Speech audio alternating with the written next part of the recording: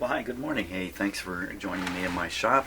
We're going to get back at this very old radio. I've got the power supply for it here in front of me, and the reason for that is there's a couple capacitors in here somewhere, or so it shows on the schematic.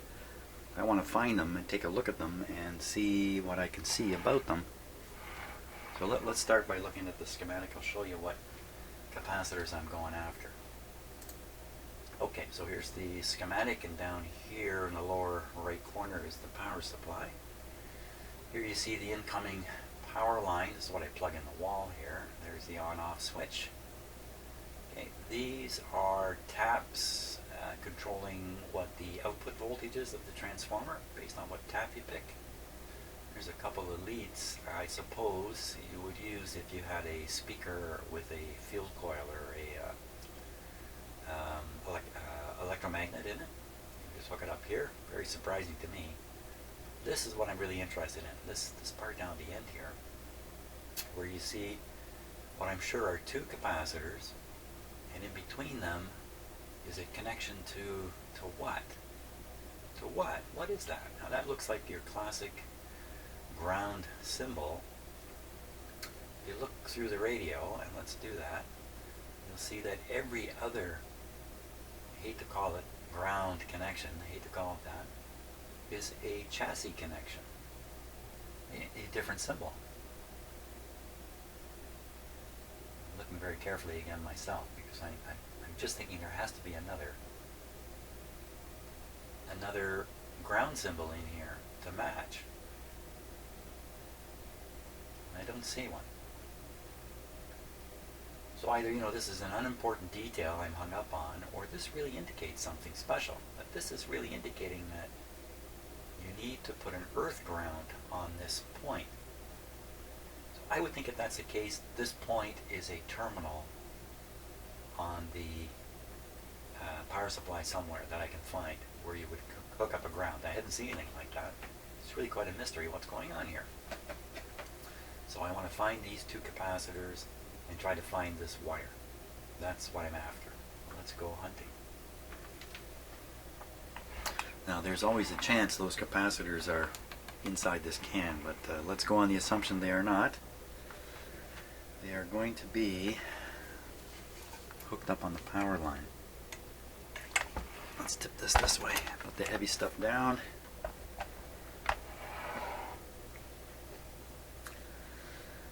I don't remember seeing any capacitors in here, unless they're really buried under here. These would be of a fair size. They should be easy to spot. Just as I remember, I don't see any in here.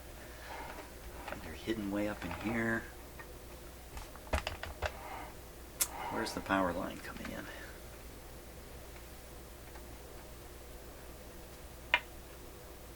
So that goes out to the switch, back from the switch.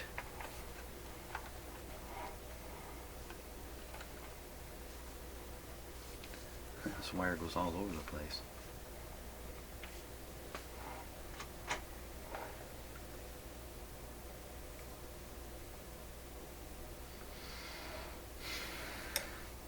Hard to see, but it looks like it's connected here.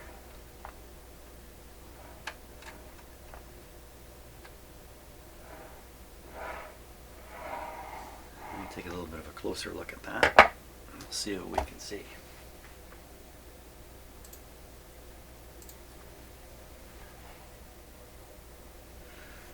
Okay. So this little bit of wire here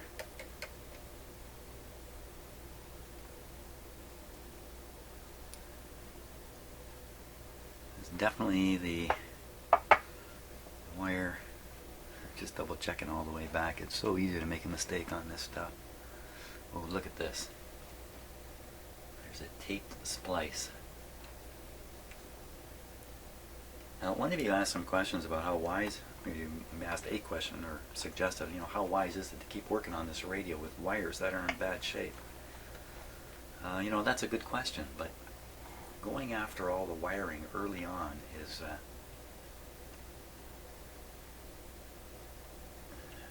You know, that tape just will not last. And then, see, this tape's been put on poorly. I don't think it's been stretched on. When you put this black electrical tape, common tape, you're supposed to stretch it. Good tape, you stretch, you double its length as you apply it. The cheaper tape, maybe you can only pull 10% stretch on it, but you need some kind of stretch, or it just kind of comes off. Even stretched, it's not the best stuff. Look at it, it's all coming apart down there, but it looks okay. This is kind of curious here. Why is there a connector that looks like it's never been used?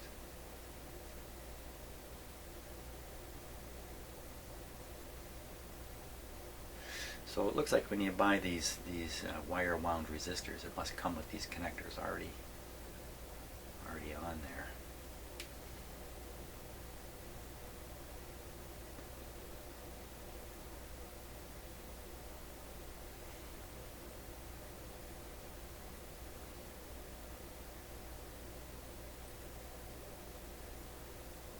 You know, there's no sign of heating in these things, is there? I think if these wire wound resistors had overheated, you'd really see it. Let's look at them. Probably insulated with silk, that's my guess. These have been put on with the windings separated a little bit. And that's, I'm sure, for heat dissipation. This guy looks a little funny, but there's no evidence that they've ever overheated.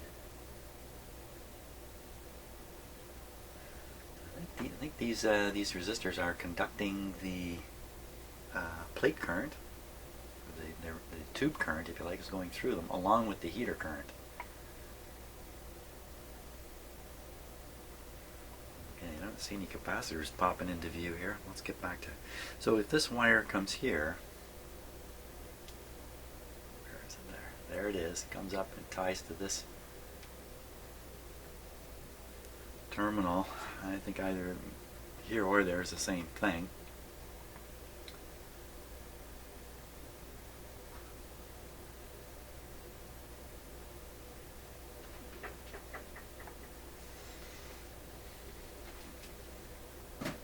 Uh-oh, I hear somebody coming.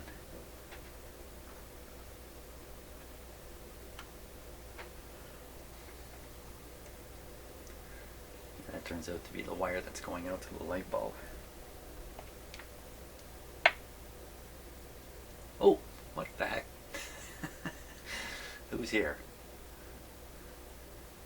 Hey, can you not look into the camera for just a moment there? Yeah. You know, black cat, very hard to photograph. We're finding out, my wife and I are taking pictures of our two cats, and one is orange, and the other one, of course, is the black guy here.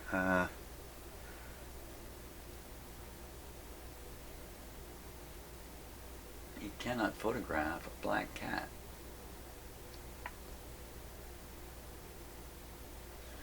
Yeah. Okay, so no capacitors just appearing into view, except for this one. Well, this can't be one of those, can it? 8 microfarad. Oh. 8 microfarad. Yeah, I've never really investigated this capacitor very thoroughly. The reason for that is because a lot of these wires are disappearing up into the can up above. You really can't trace them out and see where they're going. You can't move them or anything.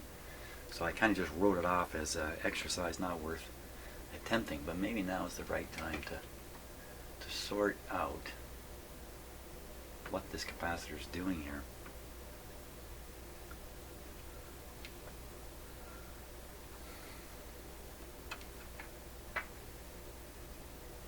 Yeah, see, there's an example of a cracked wire. It may be cracked, but the insulation's hanging on to the wire there, still holding it off, you know, from grounding. But if I move it a bit, insulation will start breaking off, and then it's downhill from there. So some of the stuff, better leave it alone, especially as you start.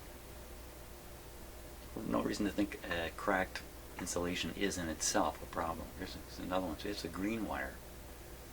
Probably the green colored formulation of the insulation was bad.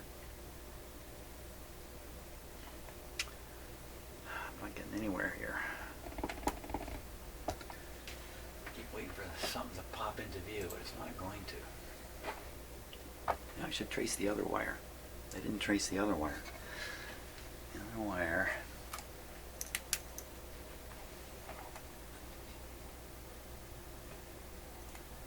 The other wire.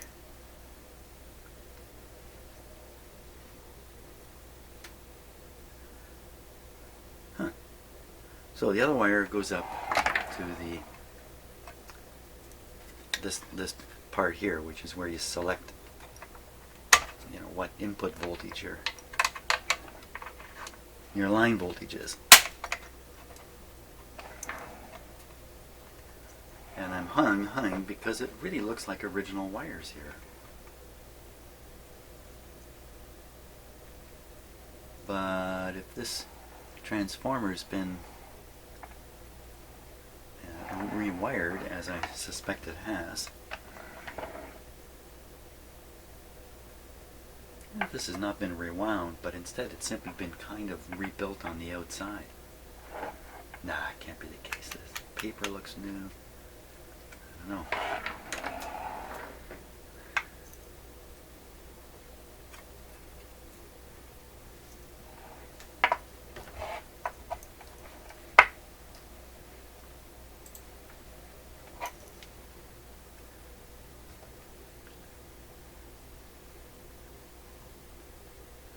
Not sure what I'm going to see up here.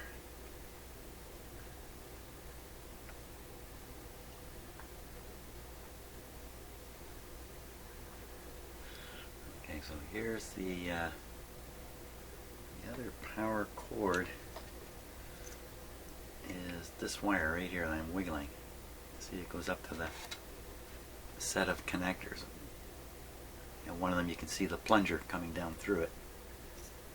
So see the three wires. I would have thought if somebody rewound this transformer, they would give up on the three primary windings, or three taps on the primary winding. They would just set it up with one winding. That's what I would imagine. That's why it's hard to believe this transformer's been rewound. It has so many windings on it. Be far more inclined to go out and buy a second radio from somewhere and swap out the transformers.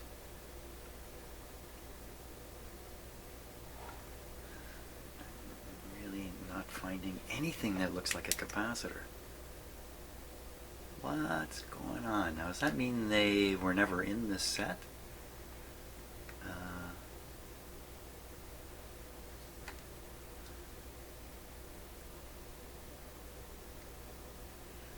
It's a little out of focus up there, but I'm basically looking at the bottom of the tube sockets. There's no room up in there.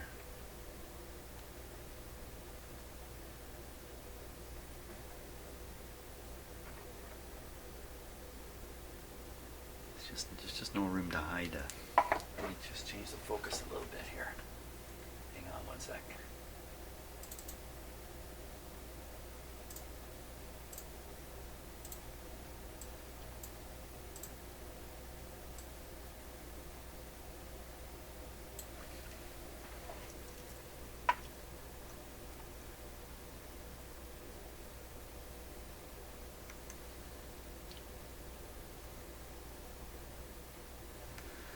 Just looking in each of the holes here to see if there's any surprise up in there.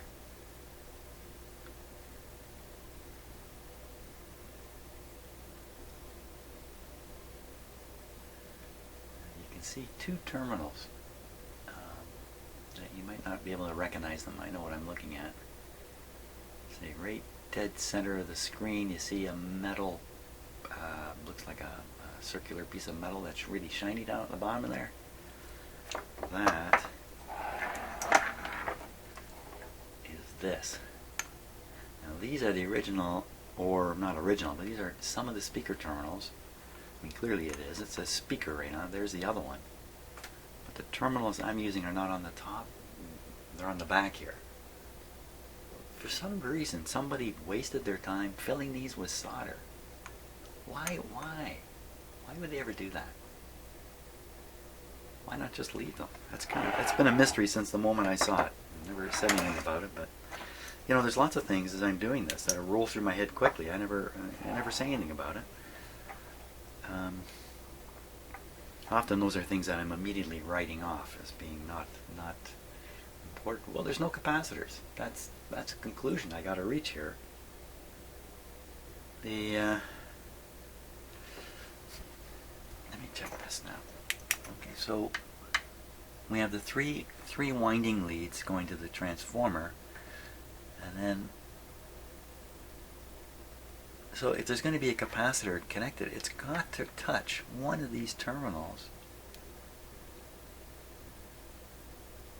It has to be on one of these terminals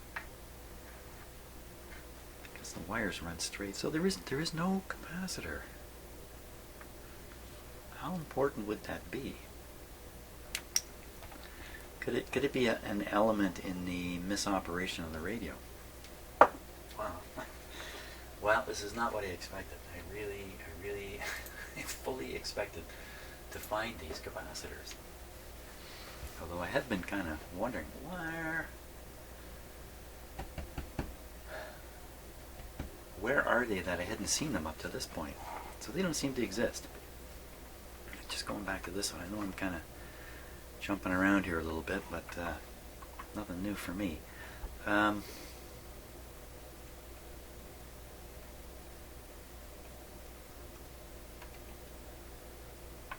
mean, I can guess what this is. This is a paralleled in capacitor, essentially doing the same thing I was doing with these other little capacitors I was adding. Somebody's already done it. What are the chances that this has gone bad? Not very good. It's a 450 volt capacitor here. Doesn't look that old.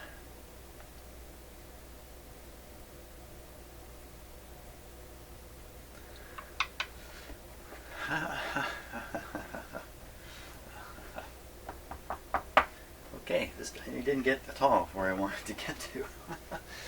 Let's just take a peek at the schematic here before I give up on this. There's a couple capacitors buried in the radio that are still in there.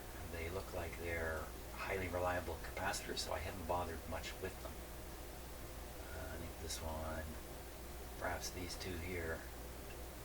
We should take a look at the circuitry around this tube, the capacitors that are all around it here. This one's up on top. This is an adjustable one. It's very important to look at this one. Got to find this guy. And then these two cartridge resistors, the one here and the one here. Another, something I can do is I can just get rid of them electrically. Physically, I leave them there, but electrically get rid of them and put in standard resistors of a known amount. So I guess the name of the game is let's just stabilize this guy. Another thing I can do is, I think I've done this already, listen to the signal that's arriving at this point. Now, it's been suggested to me, and hard to argue because I don't really know, that if I use my signal tracer, it may hear hums or sounds that are related to the signal tracer or using the signal tracer on this radio. As much as I'm convinced it's coming out of the radio, the stuff I hear coming out of the signal tracer when I investigate the radio is more to do with the signal tracer. I don't know what to think of that. And another thing that's been pointed out, thank you all for your comments and trying to read them as best I can, and a few emails I'm getting too. Another thing that's been pointed out here, let's flip back to the radio. So, surprising to me, but that capacitor has measured exactly right. And maybe I shouldn't be so surprised by it. A lot of the capacitance in a capacitor is because of physical arrangements. Yes, there's a dielectric material in between there which can change over time, I suppose. Certainly that's the case with electrolytic capacitors, but these dry type here, I think, it's a lot to do with just the physical arrangement of it. So at this point, I have to assume this capacitor is fine. I'll try and figure this one out now.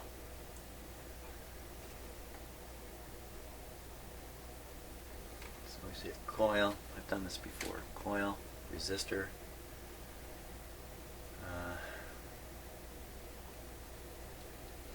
capacitor with a wire on it.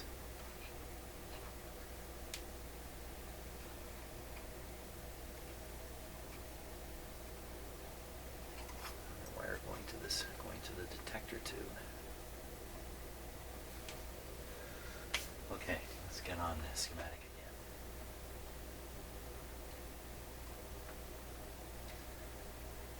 So I'm pretty sure this is what we're looking at here. Now, the interesting thing is on this page there are two versions of this radio. And the difference appears to be right here. Right what we're about to look at. So let's take a look at that first. See what it says here is model 38 is model 28 for 25 cycle. Model 28 receiver. Now if we look at the lower diagram, model 28 revised receiver. You see what they've done here is they've taken the wire on this capacitor and moved it from going right onto the plate to just beyond here. So how this capacitor is connected tells us what version of this radio we've got. So let's see. Capacitor in the earlier version goes straight from ground on one side to the plate on the other. Okay, let's go back and look at the radio.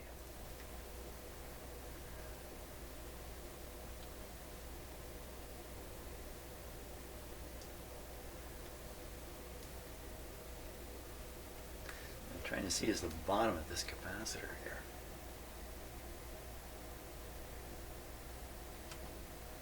What is it connected to? Ground. Yeah, I can see it there. So the bottom of this capacitor is simply on ground, and it's so firmly connected, the capacitor construction is so strong, it's actually supported by its tab, and you can see the one coming out, the contact coming out of the top here. It's a big wide thing. So this guy's standing on his own to ground. So this must be the terminal then that goes to the plate. You see this wire, and over it goes. Guess what? It's got to be going to a plate there. I mean, it's got to be the case. Oh, that's not the plate. That's not a plate. What is that? That is a... I don't know if it's a capacitor terminal there. It's right in line with the tube socket.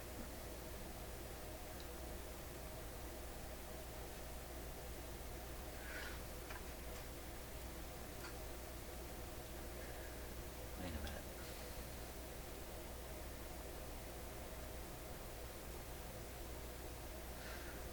minute. Yeah, it's connected to the tube socket, tube pin. That's another wire down there doing something else. That's going to that variable capacitor. I don't know if you're following what I'm talking about, but so the wire anyway we're interested in is coming from the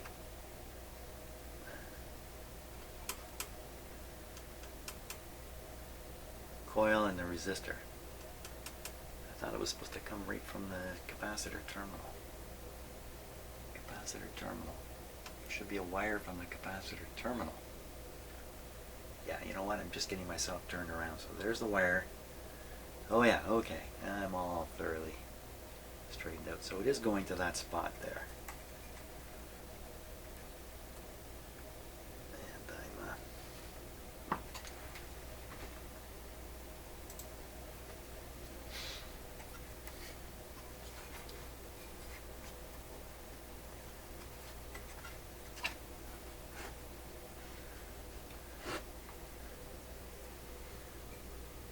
And that is this last, this variable capacitor. You see me kind of grabbing it there.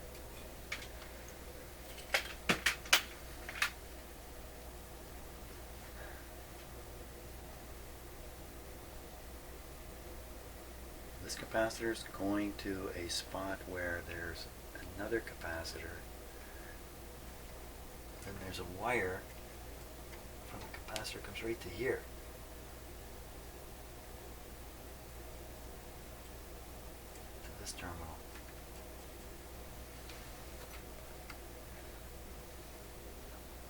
Very confusing looking in there, but I think I got it right now.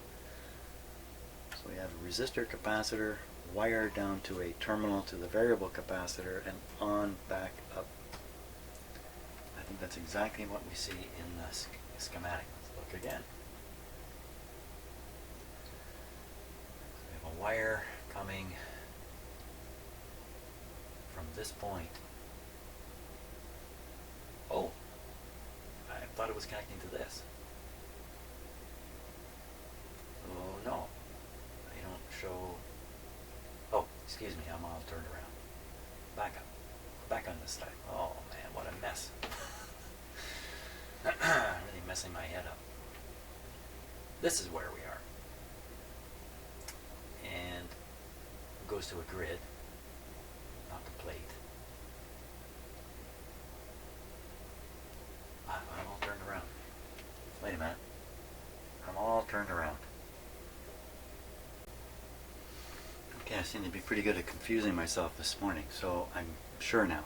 This point, this point has a connection to a resistor, capacitor, coil, and the tube. This has to be matching the original schematic. So this is the unaltered version, or the original version of the radio. This would be connected differently if it were the other version. So we know what version we got.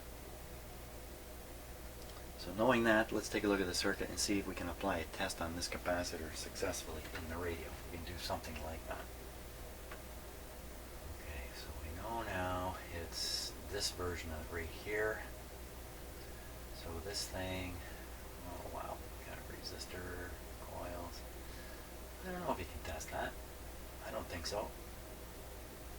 If I put the meter on there, I'll get a false reading. Let's give it a try. Now, this is number 43, is it? 43. What, does 43 show up on here? Yes, bypassed 0.002. Bypass condenser. Of course, what you're trying to do here at this point is knock out the RF that might be left over here. So odd that they would move this capacitor connection over here. Seems odd to me. Seems it's better to put it here, but anyway, that's where it is now. 0.002. Well, let's test it and see what we get. Why not?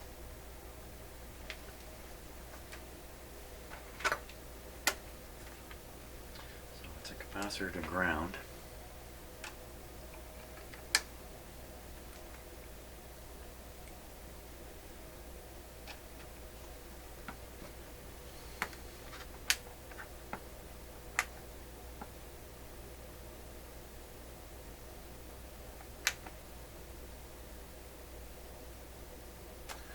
.0043.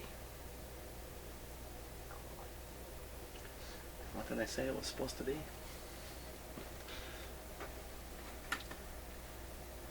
Really short-term memory this morning. 002. What? Huh. How do you like that? One thing about doing this test is it shows that there's not a short on here.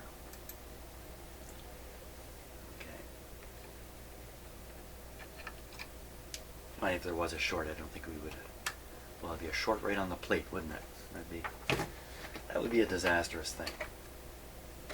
So basically, the two capacitors I've tested appear from my testing to be okay. At this point, I wouldn't want to go any further with them until I get some further information that there's something wrong with them.